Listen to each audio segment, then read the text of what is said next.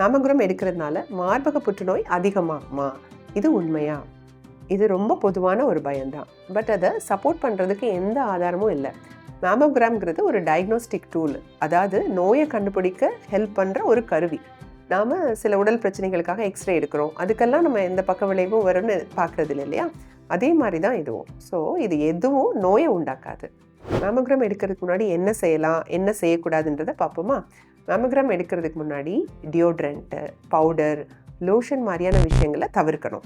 ஏன்னா அது எக்ஸ்ரேல தப்பான இமேஜஸ் கொடுக்கலாம். ஆல்கஹால் குடிக்கிற பழக்கம் இருந்தால் பரிசோதனை செய்யும் போது மார்பகங்களில் ஒரு வித டெண்டர்னஸ், அதாவது ஒரு இறுக்கம், ஒரு டைட்னஸ் ஏற்படலாம். அதனால பரிசோதனைக்கு ஒரு 24 மணி நேரத்துக்கு முன்னாடி இதெல்லாம் தவிர்க்கிறது நல்லது.